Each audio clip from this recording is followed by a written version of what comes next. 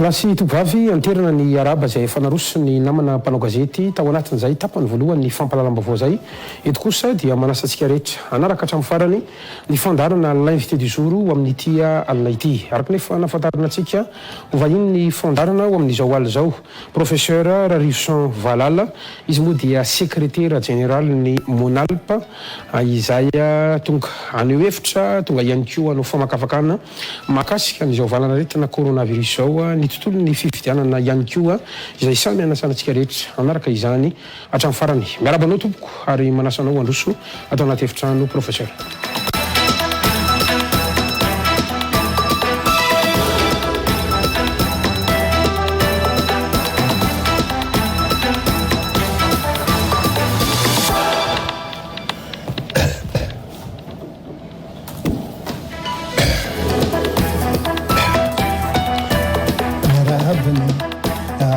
Nauri Gaskara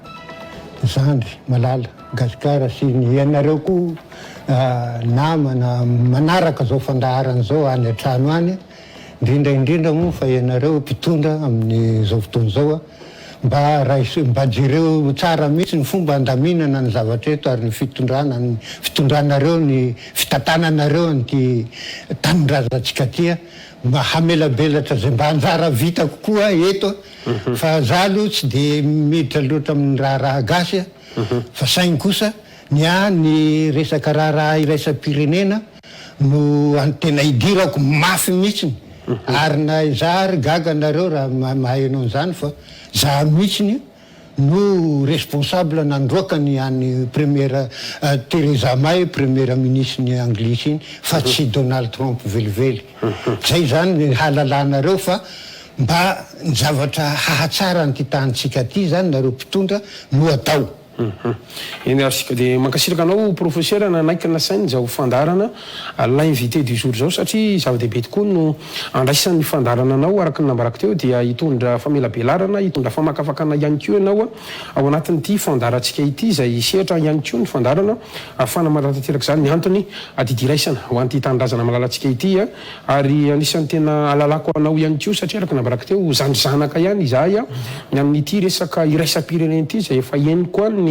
anaranao izay voatontonona matetetika zany mahakasika an'izay fanokevitra ny amin'ny raharaha iraisam-pirenena izay kanefa andao ateritsika ny araba ho an'ireo mpanaraka tsy tapaka ny fahitalavitra nahita toerana any amin'ny faritany tsy adino ihany koa isika rehetra izay mena ao amin'ny Real 94 FM sy ny web radio ary isika izay manjo isan'andro amin'ny page Facebook ny Real TV Madagasikara izay anterina ny araba hatramintsika any apita andranomasina rehetrarehetra any. Professeur Rarivson Valala moa dia fantatritsika amin'ny secrétaire général azy ny Monalp na ny Mondial Alliance Populaire moa zany izy io raha maromaro kokoa andalo resahantsika kely ny mahakasika an'izay le ataontsika hoe Monalp zay satria maro ihany koa tsy mahafantatra hoe ino zany Monalp zany kanefa milohan'izay aloha misy an'ity le anaranao hoe Rarivson Valala ity mba ataoko tsitratsiaritra kely raha mba tianao professeur le hoe Valala satria rehefa mifampiresaka tsika isanao tao ivelany tao nanaraka ny fampalalam-baovao dia anao nanambara hoe misy dikany Valala io ka le dikany ve ny amin'ny teny gasy le Valala le sauterelle ve zany io sa le Valala le tamin'ny fotoanandro ny amin'ny kristianina misy an'ilay atao hoe arlo sa le Valala inona moa zany le dikany raha mba ndray mba avakely fotsiny raha siraka ao tompoko. Resaka ty moa izy ty ny olona samy misarika ny tandrify azy fieveriny mahasoa azy fa ny anarana dia tokana ihany Valala ny resaka ina moa zany mo terme fiteny azy fotsiny fa ny anarana le fomba fandraisana azy samy hafa. Ka inona zany no andraisanao Valala zany dia Valala tsotra dia lazaina sauterelle fomba fiteny any saute sur la passerelle. Fa zay zany amin'ny fandraisantsika gasy azy fa ny amin'ny baiboly koa dia io Valala io ihany zay napiakan'ireo ny any mpanjaka any David le satroka amin'ny any ino atao hoe Valala koa iny arlo mba tsy ho simba ty lohanao ty hiasa ho an'ny tanindrazanao arlo na Valala koa misy VALHA 2LA io ndray ny islamiste io ary tsy mana te halala anarana hafa zany le valala antsika io zany ny islamiste fa mitondra ny azo manokana de idikan'io zavatra io zany valala hasy zay zany dia toerana fikatsahana fandriam-pahalemana ho an'ny vahoaka rehetrarehetra maneran-tany io zay toerana zany le izy ka fanavitany communauté internationale film izy io Flix ny anarany Flix zay ny anarany amin'ny film eny ary andao ataontsika anay mavakely le monalpa professeur satria maro no mbola tsy mahafantatra an'izany hoe monalpa zany asa antoko politika ave sa fikambanana sa raha fikambanana de fikambanana raisam-pirenena ave sa inona le monalpa tompoka izavo mpikambana ao anatiny ohatrohatrany ahoana ny fomba fiasa na ny tanjony zany monalpa zany tompoka izy io moa io fikambanana io de fikambanana miaro le fivoahany le fitondrana zany tsy hanaraka ny lalàna fa hanararaotra le olona battu na sans voix de hanao ny ataony foana de miaro an'izay zany tsy eto Madagasikara fa maneran-tany ny activité-nay fa tsy eto fa misy mpikambana avy any ivelany zany fikambanana zany amorona azy fa ny avy any ivelany zany manampy ahy fotsiny hanahampy velatra n'le asa maromaro zany nareo kabetsahana fa gasy manao fa ampianarina n'le zavatra oetiny amin'ny fiainana andavanandro eny ary ohatran'izay le izy misy gasy ao anatiny ao fa ampianarina izy de iny mandeany de tsy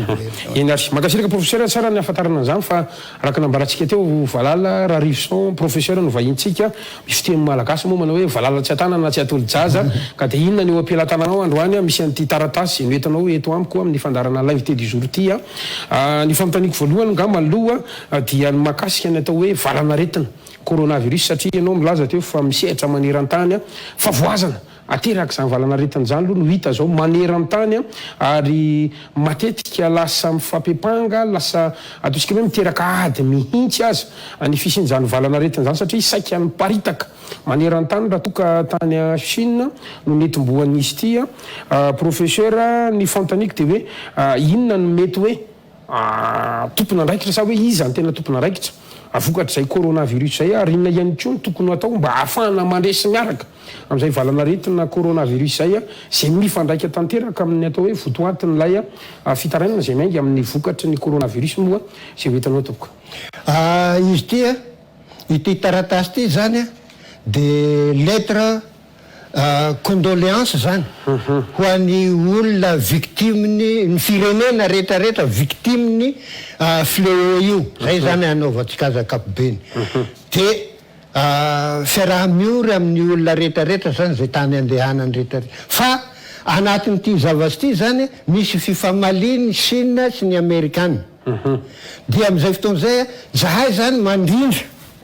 mba tokony tsy hoady ohatra zany tokony atao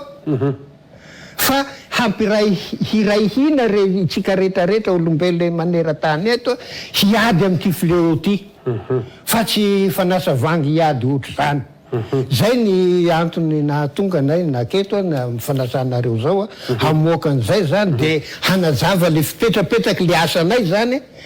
amin'ny ty raha ty ka le ataontsika hoe taratasy condoléance io mihitsy no nanaitra anany ny antony nanasako anareo ka azonao omena anay sy ny mpanaraka ny fandarana hoe inona ny votoatin'izy io tompoka votoatin'izy ty tsy maintsy lettre de condoléance zany tsy taratasy alefa amindry zareo zany le izy fa hafatra apetraka amindry zareo hoe tsy tokony fanasa vangy ohatra zay zany Chine ny Amerikana ny Alemana sy ny Anglisy fa hoe samy voro firenenreo fa tsy tokony ihany fa hiara hitady vahaolana hiadivana amin'ity de za koa zany eto de manome sosokevitra andry le mpitarika le firenena le mpitarika amin'ny firenena rehetrarehetra omeko sosokevitra hoe zao no atao fa mire zavatra ataoreto scientifique reto tsy ampy ataontsika hoe 1 mètre le 1 mètre io considère anatin'ny 1 mètre tsy ampy ho zogazogain'io any coronavirus io fa satria gafera de la nature ny coronavirus coronavirus ka inona ary zay le sosikevitra na le zavatra tokony ho atao zay zany a raha ny tolokevitra avy amin'ny professeur sy ny monalpa moa zany sosikevitra io zany tsy ho antsika gasy fa eran'izao tontolo zao le tena efa zao de hanao an'le condoléance aloha de eo hoe hampahalalaina ny zareo ny firaisakinantsika olombelona rehetrarehetra amin'ny zavatra mahazo ny firenena anankiray dahoary eto an'ilay vakiko le zavatra de mandrasa kely fa de ho hitanareo eto fa misy manararaotra na manafokafoka atsika mainty hoditra koa de tsy maintsy miady aloha tsika mampisongadina an'izay ho hitan'izao tontolo zao de am'izay mametraka le hafatra. Lettre de condoléances de la part de Monalp à tous les humains mondiaux victimes de ce fléau. Numéro 155 bar 20 bis du 7 octobre 2020. Messieurs et dames, étant que je suis le premier dirigeant de Monalp, Mondiale Alliance Populaire, une nouvelle activité peu connue à l'égard des humains mondiaux. Bon, d'ailleurs, j'ai l'honneur de porter mes condoléances aux familles victimes de ce fléau, et quels que soient ces pays d'origine, du nord au sud, de l'est à l'ouest. Cette nouvelle organisation internationale est strictement tenue de défendre les humains mondiaux, agités par le dérapage politique, tant qu'en justice que militaire. Et encore plus, pas de discrimination de race, ni de couleur de peau. Parce que des paroles belliqueuses des politiciens peu scrupuleux, incitant ces peuples de marcher sur les œufs, et l'exclusif produit de haine envers qui que ce soit à abattre, sans avoir pris la moindre conscience que leur vie tout entière va basculer à tort et travers. Et même eux, auteurs de cette mauvaise passe,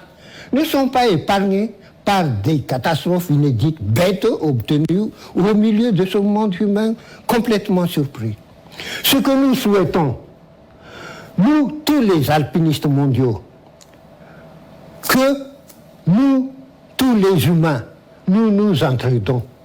de trouver des moyens efficaces d'éradiquer jusqu'à ces plus petites molécules cette maladie transmissible et extrêmement grave, qu'au lieu de nous craquer dans des informations erronées, permettant de nous bagarrer comme des bêtes sans cervelle, pour ne pas dire sauvages. Je frappe la table sur telle erreur très grave, parce qu'il y a des esprits sots qui essaient de se purifier à travers des tensions folles hors bornes au sein de notre monde ahuri, notre monde humain ahuri, encore écrasé par cette pandémie sans précédent, nouveau coronavirus. Ces espèces fausses-nées mal entendues ne se rendent pas compte que la pratique de telles paroles sottes, mais tout à fait alléchantes, en apparence, est un pur acte criminel bien accompli par des perfides à main propre. Bon. Voyez, s'il vous plaît, ce que nous rapporte le journal Les Nouvelles du samedi 14 mars 2020. Il écrit que Pékin refuse de porter le chapeau. C'est-à-dire, vous, des autoritaires chinoises, dédiez tous les Occidentaux, tels que l'Allemagne, l'Angleterre, France, à des salopards du monde, pour ne pas axer directement cette inculpation monstrueuse à des Américains, d'avoir joué le feu pour carboniser les Chinois. Rien que pour but de vous agacer. D'après ce raisonnement odieux et obscur, ces Occidentaux se sont ligués d'expédier purement et simplement cette maladie contagieuse en Chine.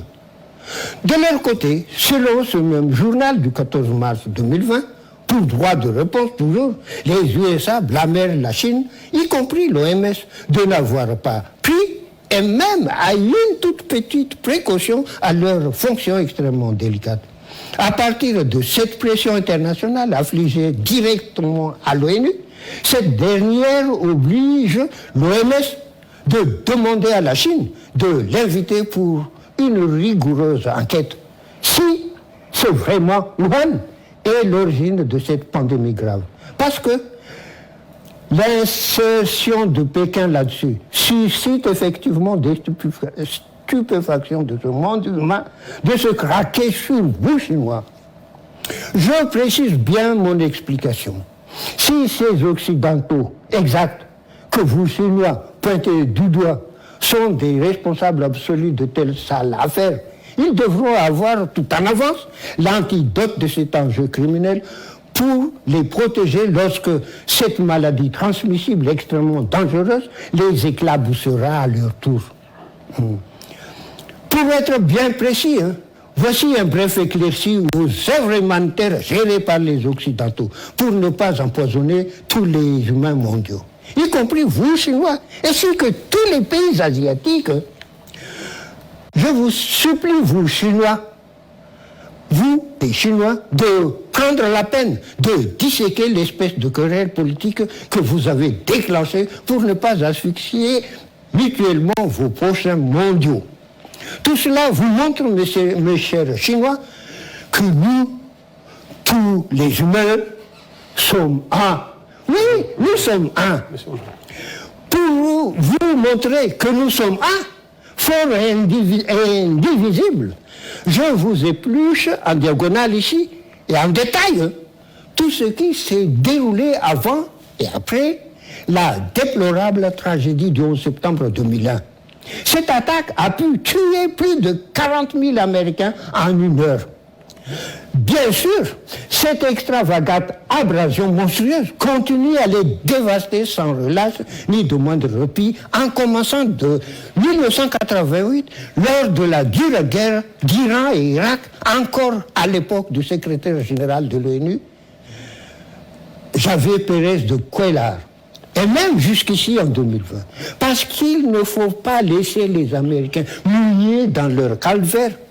et qu'ils devront corriger aussi, encore plus, épaulés par des extérieurs. Le 5 novembre 1996, les Américains avaient imposé une draconnière mesure d'empêcher des terribles violences préméditées qui les châtient, causées par leur minable arrogance. Malheureusement, elle a été renfrognée par un pays malsain du monde, le 13 décembre 1996, de manière incomprise d'ailleurs encore dans l'assiette de l'ONU en question. Au moment où les démocrates américains lâchent ce bon souhait, la catastrophe inédite de l'histoire prend sa place. De cette grave erreur que M. Kofi Annan a été élu SG de l'ONU par accident le 14 décembre 1996 pour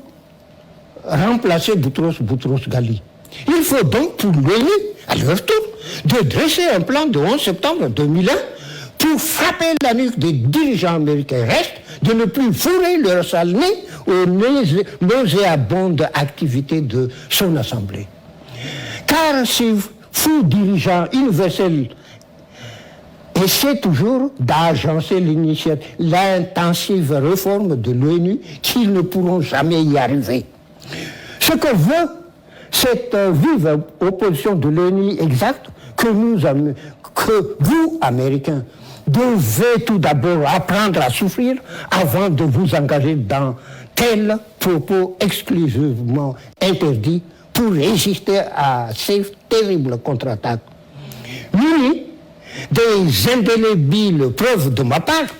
qu'au lieu de démissionner,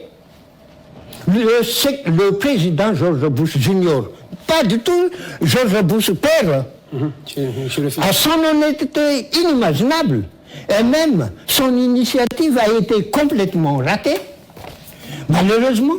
les parlementaires dirigés par l'honorable sénateur Coleman, appuyés par la presse conservatrice américaine, tous ne baissent pas ses bras devant telle sévère mise en garde en veilleuse. Ils exigent ensemble la démission immédiate de M. Kofi Annan après le rapport accablant de M. Paul Volcker sur la l'affreuse histoire de vente du pétrole irakien contre nourriture en 2004. C'est de cette enquête qu'on a constaté la mauvaise tête du secrétaire général de Kofi Annan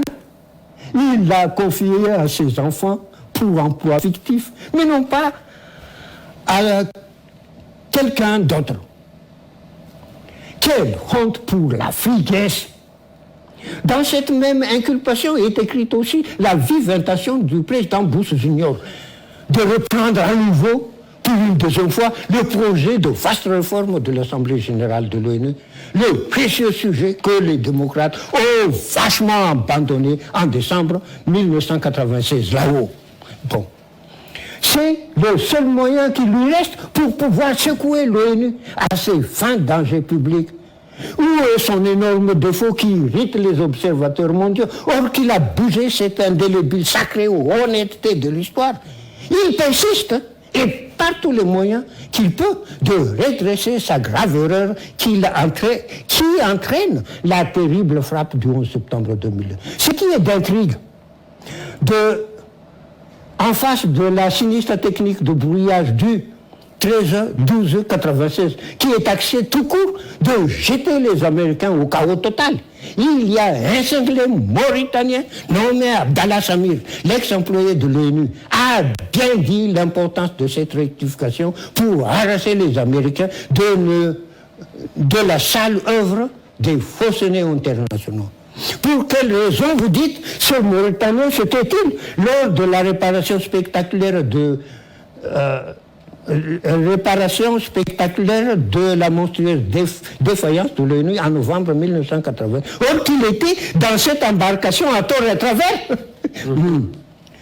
C'est non plus de préserver sa brillante carrière, voyons. Et même les peuples américains iront droit vers des affreux galères déplorables. Ce n'est qu'après 25 ans et après la mort de Boutros Boutros-Ghali en février 2017, qu'il a dévoilé à la RFI l'espèce de silence cruel qu'ils pratiquent tous dans l'ONU lors de son interview du 8 avril 2017, de 18h30 à 19h. Heure de Madagascar. Ce nuisible arabe est aussi l'auteur du livre portant ce cafard de titre « Plutôt mourir » que de plaisanter dans des infinies pagailles qui grignotent les os des Américains bêtes. D'après vous, des peuples américains, comment vos démocrates à ces têtes vrillées ne savent pas les affreux produits des scandales graves de tous les âges qu'ils cultivent au milieu de son pays pour calciner ses compatriotes? Bon. Soyez sincères tout de même, car les employés de l'ONU, les plus fins des fins du monde, y compris M. Samir Abdallah, n'iront jamais fouler ses sales pieds au pire danger que vous-même, ses propres actifs, avez fondé. En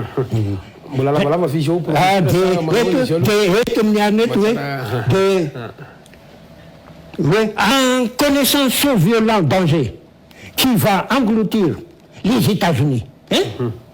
j'ai guidé le président George Bush Jr. du 30 juin 2001, encore 3 mois en avance, par ma lettre numéro 450/01, à ceci. Rabattre l'élection du secrétaire général de l'ONU du 27 juin 2001, et encore plus irrégulière, au titre de prolongement du mandat d'Annan. Et vite, pour éviter le pire. C'est le seul moyen que je trouve d'écraser dans sa coquille, cette affreuse attaque, mais de façon à l'amiable tout de même. Pas de moindre pétarade de bombe, ou tout au moins de l'esquiver. C'est ça la généreuse tâche de mon Alpe que nous rendions à tous les humains mondiaux. Où est mon énorme défaut qui irrite Oslo et Suède dans ce sens? Comparé à ce que j'ai fait là-dessus, l'effort qu'avait mouvementé aussi la secrétaire d'État, Mme Condoleezza Rice, soutenue par la France et l'Angleterre, de protéger ce criminel anal, de rester au poste de secrétaire général de l'ONU face à l'attaque du sénateur Coleman et les autres parlementaires du 12 septembre 2005. Et c'est de cette raison Et c'est de cette raison qu'elle n'en a pas aucune idée, même les secrétaires d'État des Américains, que j'ai envoyé directement une lettre numéro 470/05 du 27 octobre 2005 pour détailler à Mme Reich qui a eu le courage stupide de minimiser les gestes barrières de ses parlementaires. De protéger ses compatriotes à face de dangers de mort. Ce qui est encore drôle, c'est de voir la continuation de la sale tête du 13 décembre 1996 qu'avait contesté vivement ce Mauritanien Abdallah, l'ex-employé de l'ONU à la RFI du 8 avril 2017. L'exclusif suivi de tout cela, mes chères dames et messieurs observateurs mondiaux, d'avoir bien agi, est marqué par une récompense mitigée. On a bien couronné prix Nobel de la paix le secrétaire général de l'ONU, son Excellence M. Kofi Annan, le 10 décembre 2001 à Oslo. Lorsque la reine Elisabeth II a su l'extrême difficulté que traversent les Américains depuis 1988, causée par ce précipice blanc, elle vient à leur aide. Lors de sa visite au Canada en juillet 2009, elle réclama aussi, pour la troisième fois, l'impératif réforme de l'Assemblée générale de l'ONU, complètement en dérive depuis 1880 jusqu'ici 2020. Vous vous demandez pourquoi la reine Elisabeth a réclamé cette rigoureuse réforme de l'ONU au Canada plutôt qu'aux États-Unis, l'endroit qui bénéficie de sa somptueuse assistance. C'est pour sa sécurité, voyons. Car on ne consent plus les démocrates américains des futés fossoyeurs volontaires de notre ère de novembre 1996 jusqu'ici 2020. Vous saisissez bien maintenant, vous des Chinois, comment nous lie de l'un à l'autre notre relation humaine. L'humour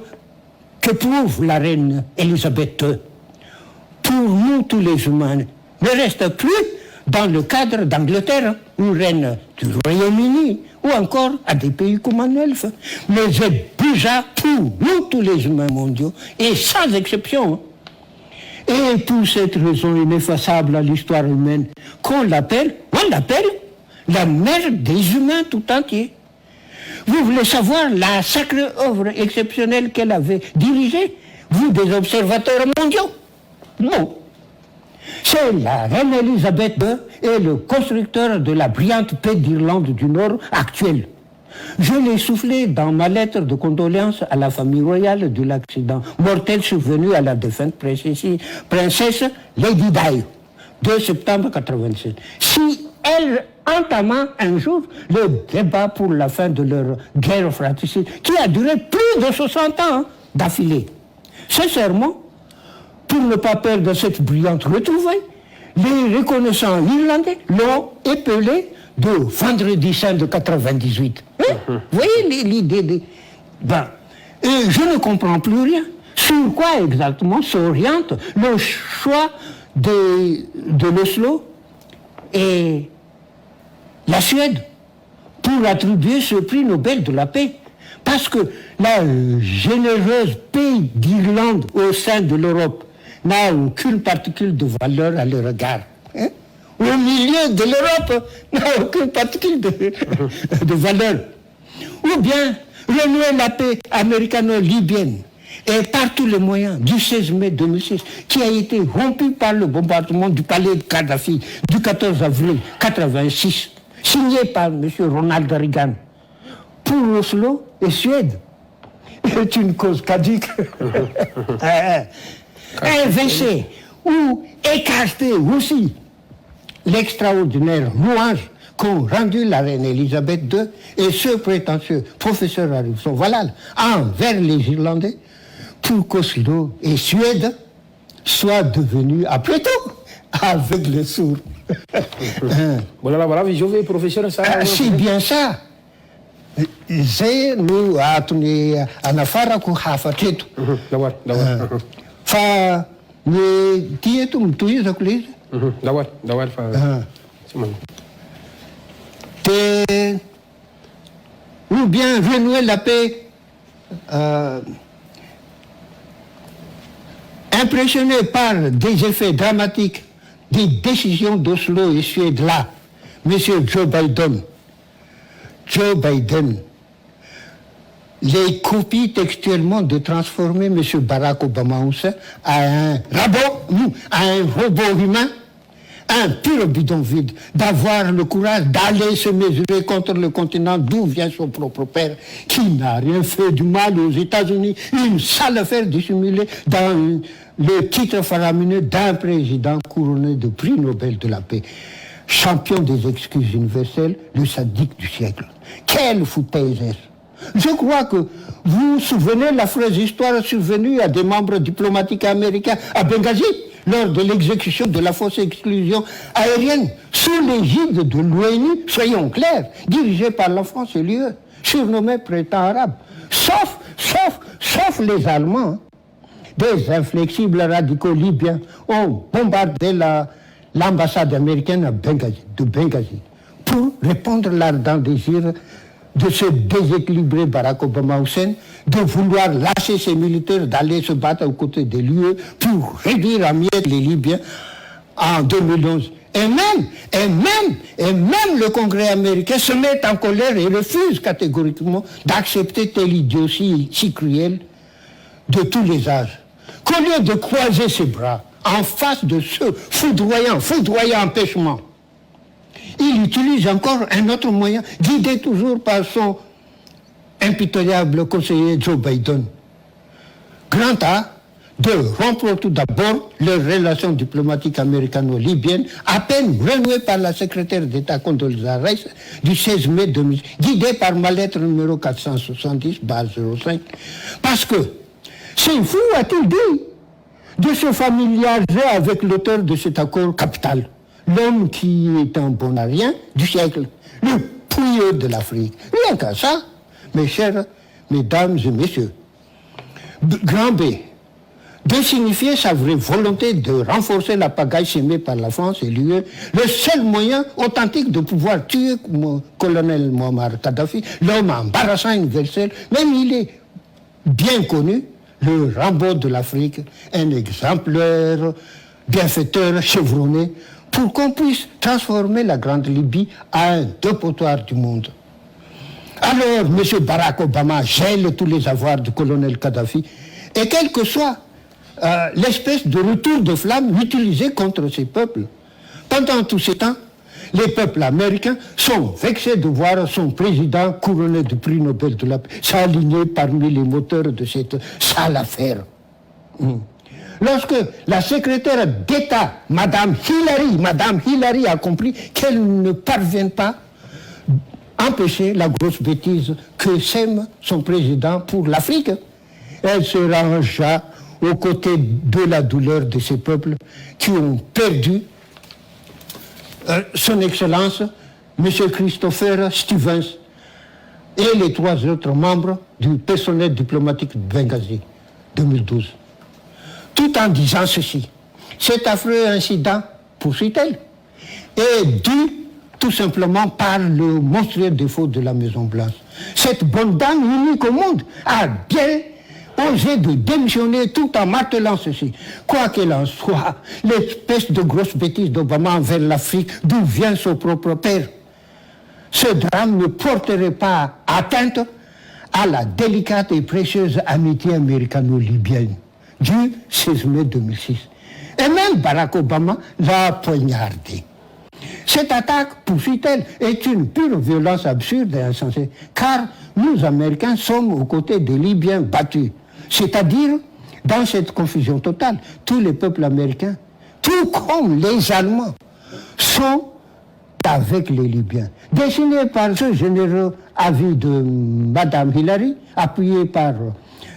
l'impératif refus du congrès du 20 juin 2001, vous tous les Américains, le peuple américain aussi, je suppose,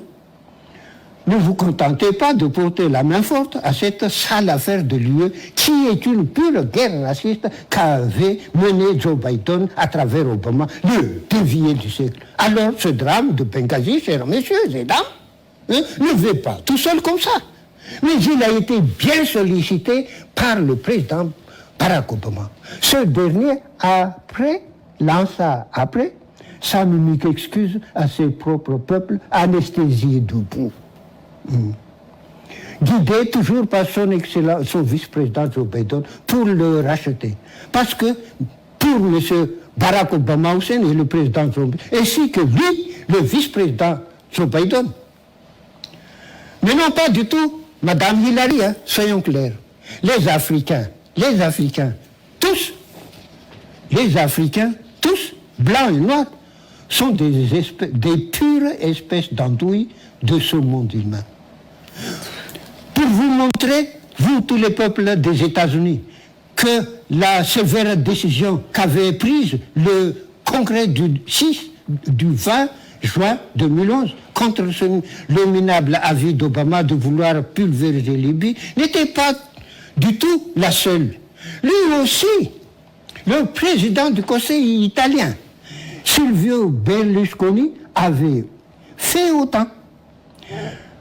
Ce dernier avait crié la dissolution totale de l'OTAN au milieu des parlementaires européens à Bruxelles du 19-3-2011. Après cette brûlante rencontre, il alla directement frapper la table de M. Nicolas Sarkozy, l'ex-ingrat du siècle, pour signifier sa vive colère envers l'Élysée qui utilise tous ses moyens d'effacer à tout jamais l'histoire de financement de sa propagande présidentielle en 2007. Voilà ce que j'ai. Je peux vous montrer que nous, tous les humains mondiaux, chinois et tout, nous sommes un. Zay angamba ny zavatra ny fa eto mbola misy hafatra apetrako amin'ny frantsay koa fa satria maty ireo olo reo. Fa ataovy aloha ny fanontanianao dia raisika avery fa. Eny mankasitraka professeur tsy nitapahako mihitsy ianao satria zany ohatra hoe le votoatiny dia ho fitinina kanefa zay le hafatra tsara ihany koa na lalàna tokantrano zay ny zavatra nysoratana. Lisy aloha amin'ny ankapobeny koa tsy maintsy fitintsika kely satria maro zany ireo malagasy mety ataontsika hoe mijery ny fandarantsika kanefa mety tsy mahavoafehy an'izay teny frantsay zany dia tena hoe any amin'le hoe mitaky amin'ny ataontsika hoe firaisakina ikaribaolana ihany koa zany mahakasika an'ity valanaretina coronavirus ity ary anisan'ny tohan-kevitra zay noentinao tao moa dia nanome karazana tetiandro marobe anao na vanim-potoana na andro hoe nisy ny trangasala amin'izao tamin'ny fotoana amin'izao antany États-Unis voalazanao hatramin'ny faraika ambin'ny folo ny volana septambra ray sy roa arivo zay nisy an'iren'le ataontsika hoe sokajiny amerikana ho asa fampiroroana zay nandrodana n'ilay trano avy indrindra ateo ihany koa nazahoany Kofi Annan n'ilay ataontsika hoe prix Nobel de la paix zay ataontsika hoe anisan'ny nanaitranao ihany koa torak'izay ihany koa ny fiampanganany Donald Trump zany zay ho isan'ny hoe ao ambadika ny fanalana n'ilay premier ministre zany rehetrarehetra zany no ohatra noentinao tao anatin'ilay izy mba ampahafantarina hoe tokony iray isika tokony firaisakina an'le olombelona zany nambaranao tao anatin'ilay izy teo ka zay ngamba mba famtinana kely mba halalany any tokantrano amin'ny ankapobeny zany raha fihezina zay rehetrarehetra zay dia ataontsika hoe mitodika any amin'ny atao hoe firaisakinan'ny olona ny afatra zay noentiny professeur Rarivo Valala zany tamin'ity androany ity momba ny atao hoe valanaretina coronavirus. Misy meno nefa nivenao sa tsy misy meno anao ahoana zany toeny atreto satria io aloha zany nitranga mbola misy maneran-tany tompoka. Izy tia mbola misy maneran-tany fa ny ataontsika eto amintsika eto moa zany dia ohatrany hoe tonotony fa tsy ho tonotony io fa satria ny antony tsika manokatra an'le fifandraisana avy any ivelany ka ireny olona avy any ivelany ireny zareo tamin'ny 19 mars dia avy amin'iny nisy tamin'ny 3 mars avy any ihany fa telo efatra fa tamin'ny 19 mars dia efatra amin'ny 50 ka zay zavatra telo efatra sy efatra amin'ny 50 zay zany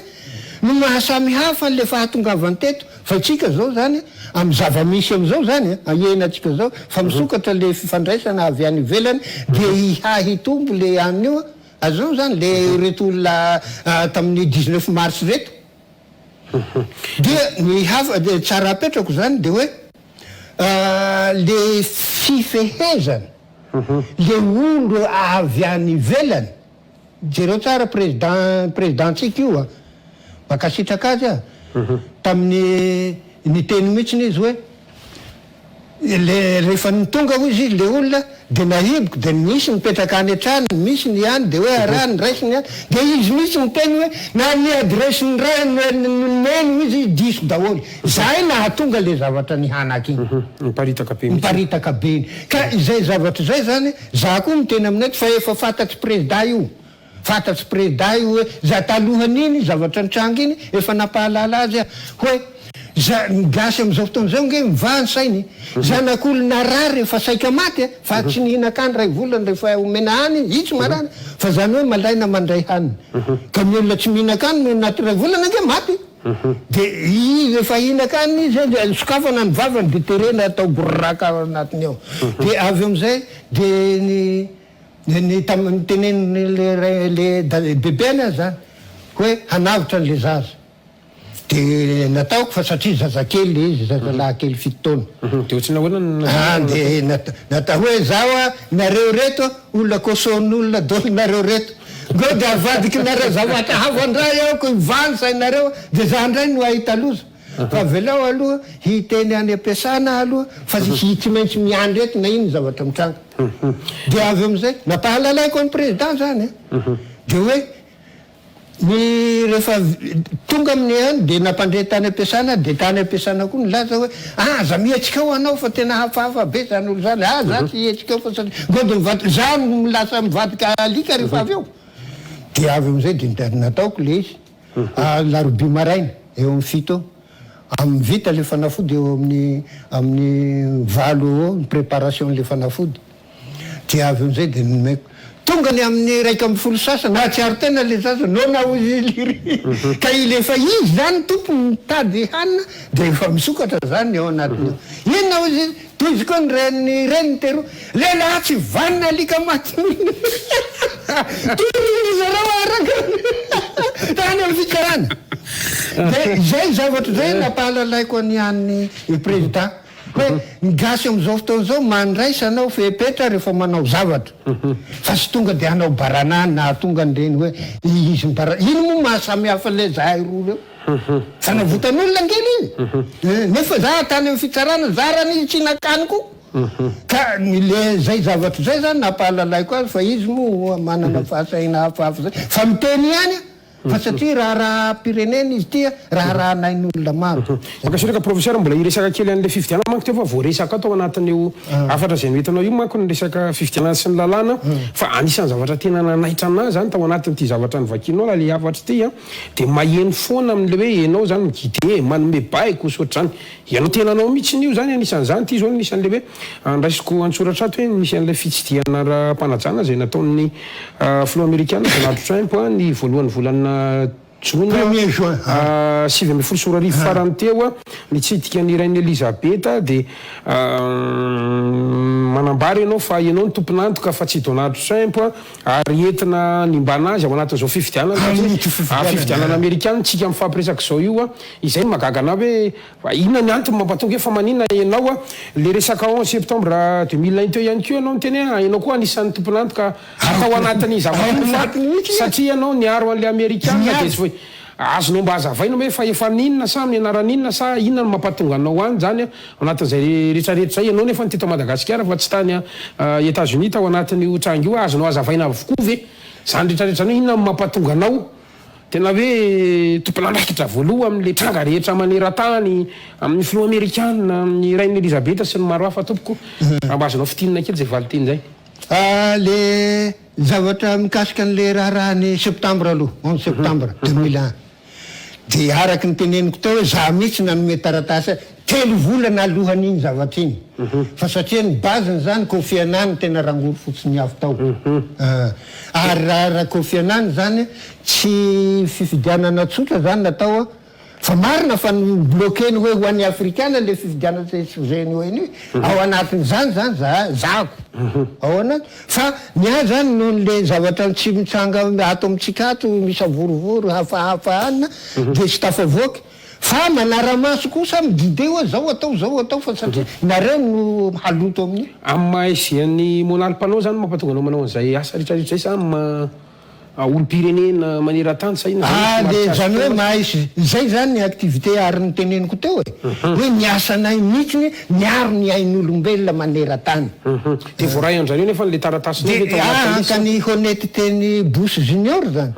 fa satria Bush père tao Bush père mahalala tsara fa satria isiratsiraka tany a Moscou tamin'ny 84 zay nge nahatonga ny ratsiraka iny laza hoe rehefa telo volana izy bloqué tany a Paris miaraka amin'ny délégation tariny de avy amizay de hoe rehefa niverina izy teto telo volana après an'iny de hoe nangana porte parole gouvernementale tsika za io itadiana amin'ny fa nisoloany ihany lala ratsirahonana iny fatatsy lala ratsirahonana amin'iny ohatraohatran'izay le zavatra mitranga amin'ny ka tonga de amin'ny Theresa May Theresa May nge nisy taratasy nalefako tany taratasy nalefako tany tamin'ny Theresa May talohan'io hoe io zavatra io de sahala hoe itenenako amin'ny any io hoe tsy vitanareo fotsiny io Brexit io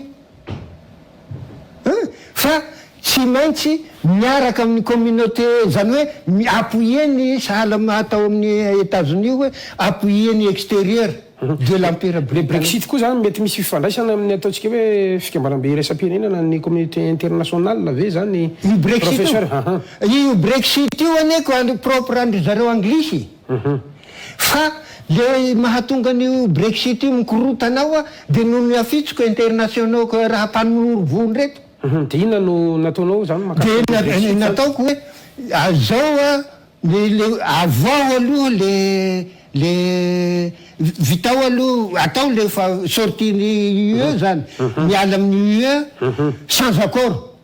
le accord io ane problème andry zareo nahatonga azy nanesora anazy le accord ny Brexit tsy vitan'io de nitadiaviny hanao référendum ny Brexit deuxième référendum du Brexit zay nanesora anazy za mihitsy ny cerveau-n'le izy ary zay zavatra teknika ohatry zay zany dia anakorotana ny sainin-bahoaka zay ny antony tenenako an'ny président eto io am'ty anyty doublon isan-karazany ka manoloana zay indrindra mantsy satria efa miresaka doublon ianao rehefa mampanao gazety moa zany misy karazana anaran'olona mivoaka hoe reto avy nametraka fitoniana tamin'ireny fotoanandro ny fividianana teto amitsika tena nivy ny fitsarana avy momba ny lalam-panorenany reny samy nametraka fitoriana avokoa zany ny ataontsika hoe candidat hatrany amin'ny fito amin'ny telopolo ny candidat Andry Rajoelina ny candidat Marc Ravalomanana ny candidat Ira John Ramampianana ny Antokas VM fa ny anaranao ihany koa isan'ny tazako tao le professeur Rarifson Valala zany zay nanao an'izay fitoriana zay ka ny fanontaniako de hoe atreto tsika miroso any ao anatin'ny fividianana nandeha fividianana filoham-pirenena nandeha fividianana somamboaka nandeha fividianana ben'ny tanàna ary io zany fanjakana zao mikasa ihany koa natanteraka ny fividianana lohan'i Madagasikara amin'ny faraka ambe folo ny volana Desambra ho avy zao tokony foanana koa ve zany sa hoe inona ny antony satria ohatrany efa mandeha tsikelikely any tsika ny tanjona tena tiako tenenina de hoe ny tsikera mafy ny vomeam-pirenena mahaly tena misahana ny fividianana ianao androany tsika mifampiresaka mitohy ihany ny raharaham-pividianana anao ahoana zany ny hevitry professeur Rarifson Valala zao zany le izy reny tamin'ny fividianana élection présidentielle iny tsy nisy ny tsy nametraka fitoriana tamin'iny amin'izy fito amin'ny telopolo candidat bon raha valomanana rery ny anakendry tamin'iny ny esoriny azy raha ataotsika hoe manodidina ny eninjato ny fitoriana latsaka ny fitoriana ny esoriny ny azy fa ireto ambiny reto nametraka fitoriana tany na io président en exercice io ary za nametraka fitenenana natany amin'ny ACC hoe tsy mbola nisy ny zavatra ohatry ty dia foany tanteraka io a dia amboarina le zavatra zany dia misy raha fividianana fanondronoray anarenana an'io fa misy zavatra tsy mazava ataony seni rehetra ka tsika zao mandeha foana ny zavatra rehetrarehetra tika zany iverin-dalana ndray ve tsika zany professeur amerina fividianana filoam-pirenena fividianana aloha sy mamoaka fividianana tamin'renika iny nanaovany any iny fa atao afrika sy namany voanana le amin'iny dia miverina fividianana andray mandeha fa zany maloto vokany zay maloto zay a jereo tsara mihitsy ny hatra mitsanganan'io seny io tsy nisy zavatra nanjary a ny liste électorale io nisy any zany tondrona ho tomponantoka ao anatin'izay fividianana ka ry zareo ihany inge namaky an'izy fa ary le fitoriny reto jereo mifandray tendo azonao zany ka inona ny antony anapenana maso amin'io zavatra irehetra na izy président io ary nametraka fitorina amin'io ka le hoe namaky azy le fitorina nataony le fanazavana sy fampafitarana nataon'ny filoha-lefitra teo aloha terira Cotonarive eny tiany professeur Ambara sa ka iny taty arina ka fa satria zao mako ny zava-misy araky fitarainany président Seni dia milaza hoe tsy nanaja le fianianana tamin'ny any fianianany amin'ny ahoana mo olo mianina zany angeko zavatra maloto hahazo ny fiainam-bahoaka mianina anao hamoaka azy ka nao faty nao velona dia zay zany atao fianiana hanome ohatra anao a ty zavatra any de anao moly any fa ohatra zao zany fipetraky le izy ohatra zao le fipetraky le izy mikorotana leo la vetivetiky aloha fa hoalainy toky sary kely toky sary kely aloha i professeur satria misy ohatra ho ataony zany misy ohatra hitantsika any tokantrano ao ve toky ao ve toky izara ihany kio zany makasary ndao ary professeur le ohatra io zany mikorotany ny tany rehetrarehetra na amin'ny any am'seny sy ny namany rehetrarehetra manao ohatra ny any amin'ny Russie le seni zany io ataonao io zany ohatra am'zany le izy mikorotana ny tany rehetrarehetra na président ry mikorotana napetraka plainte dia fa satria voafatsy lalàna le izy dia lalàna zany dia manao mahotana ny maramilany satria lalàna le zany na mikorotana ny tany aman-danitra azonao sa mety ihany fa satria lalàna mametra tsy mety amboary io fa raha sahalamiko amin'ny eritreritro zany a ny indépendance tsika gasy zany manahirana fa aleo averina any amin'ny coupole le izy a dia ny liste électorale rehetrarehetra ny ao amin'ny intérieur zany a raisy valo anaovana io zany hoe miverina lasa ny misy terany aty tany ndray zany no karakara fividianana foanana ny seni raha nefitry professeur androany tsy mety hanafoanan'io tout d'un coup fa i président zany tamin'izy ny latsaky iny a dia reto avy ny targetany taterahana ao anatin'le rehefa président izy fidinareo varoka fa rehefa tonga eto a dia zao avy ny zavatra ataoko foanana ny seni aloha tsy ny teny izy ny sena ka foanana sena foanana ny CFM foanana ny Bianco foanana ny Samifiny nefa ny Samifiny io sy janoary hery rajanoary mampiany ihany nanangana an'izy io i président Rajoel sy hery rajanoary mampiany ihany nanangana an'izy io tany amin'ny tetezamito ka izy ndray zany ka le reny lalàna amin'ny tranga rehetrarehetra ty zany dia izy ihany nanao an'io ka rehefa naniteny izy zany tamin'ny an'iny hoe hanao an'izao tsy mety zay fa tsy maintsy mitaky référendum rehefa mitaky référendum ianao dia io no ametrahana le amerena anazy ery raha ohatra ka lany zany ianao dia averina any amin'ny coupole mba hampadio le fifidianana fa mila manova lalàna zany manova lalàna ka référendum zany inge manova lalàna manova lalàna mihitsika lalàna dia manao ianao ihany président nanao an'izany a fa tsy za ka rehefa hahikitika ny anatin'ny lalàna toko sénateur 3 ambin'ny 10 fa tsy atao 20 zany fa rehefa foana mety le zavatra fa tsy mitaky référendum zany adaboy aloha le fividianana tsena prolongé le amin'io fa io ty zavatra programmanao reto aloha tatera antan'io le apary référendum le zavatra rehefa tsirairay tsara ao anatin'ny référendum ka zao zany ny zavatra target amin'ny any ka amin'io zany no amerenana le seni zany ho feheziny coupole any amin'ny coupole zany izy ihany fa tsy zavatra voafaritsy ny lalàna nataonao ihany inge reo rehetrarehetra reo ka inona zany tokony ataon'le fitondrana zany ao anatin'le ka manaraka fisapahan-kevim-bahoaka sy lay fividianana nambaranao zay na le tolo-kevitra inona zany tolo-kevitra de tsotra fotsiny manomana anao référendum fa tsy zany 20 sénateur zany no apetrakinao fa satria contre le lalàna zany fa ity zavatra nataonao ty hoe foanana ny any io de mitaky référendum io aloha ataovy dra tafavoakinao io de foana ny any araky ny teninao ihany tsy tafavoaky io de mipetraka ny 320 ny sénateur zay zany fa satria araky ny le lalàna raha le hanafoanan'io lalàna io zany lalàna angely izy ary ohatraohatra zany nataoko tany amin'ny Brexit mazonao io Brexit io safidiny le anglisy io afatany amin'ny 2007 io zavatra io tamin'ny hitanao le Tony Blair ny démission iny io le Brexit io mariny zany eny ary maraparana ny fandalantsika satria efa mamety romarika ihany koa ny teknisianina kanefa ny tena milohan'ny tena marana antsika raha koa professeur satria ianao zany mitondra an'reto baiboly reto mba tiako antanina kely hoe ahoana ny mahakasika an'reto inona ny antony hitondranao andreo sa misy zavatra tianao entina satria atao zao mahita ty zao baiboly katolika atranay tia atsindray baiboly katolika vaovao ry baiboly protestante ry raha tsy diso inona ny mety ho antony tompoka ny tena zavatra hitondrako an'izy tya dia asongadiny zany fa misy eretreretiny hoe hatsaraina zany le fomba raketiny fiteniny raketiny le baiboly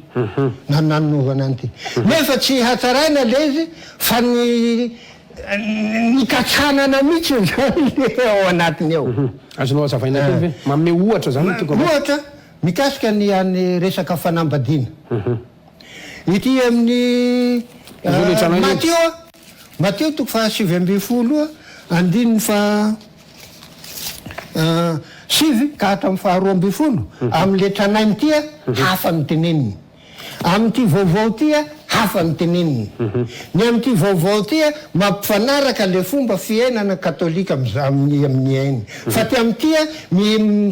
milaza le zavatra misy amin'ny fiainany Israely tany amin'ny ka dikan'izay zany ahoana moa ny antony hanovanao amin'ity manokana nefa ity ny baziny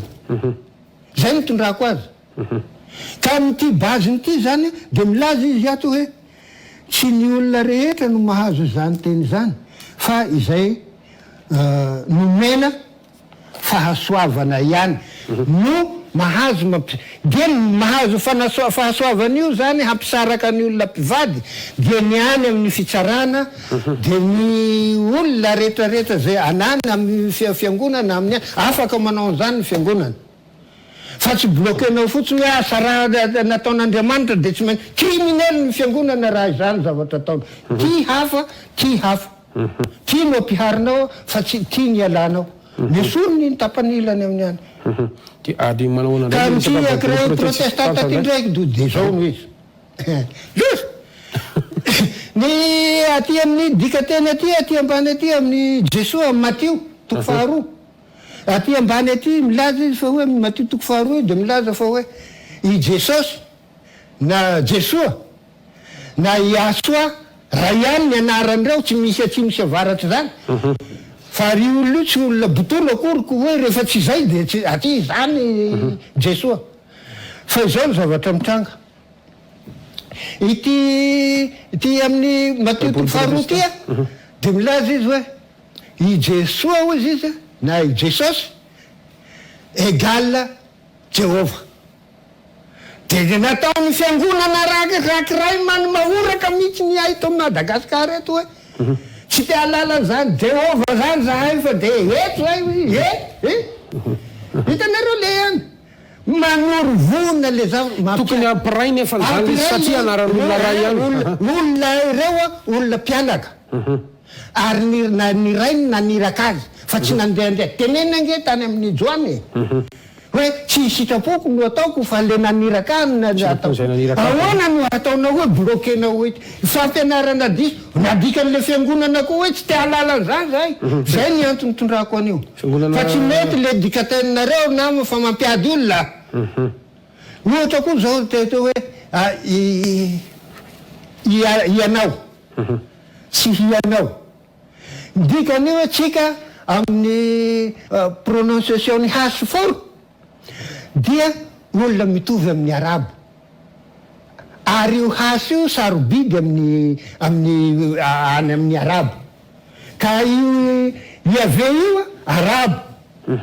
fa tsy vazaha occidentaux io ko occidentale io koa fa arabo pure arabo de manandratra le hasy ka le halleluia le izy raha zay le hianao le hasy hianao tia miamortira le puissance ny ianao iha amortire le hasy io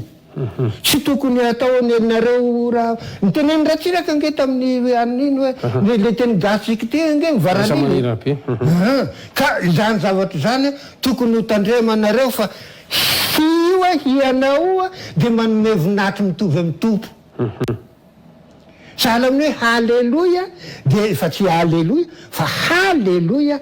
zany ny arabo ka iny manandratra avo de avo ny anaran'ny tompo fa zay ny antony tondrako an'ity mito zao am'ty ndray ty amin'ny akiraty de milaza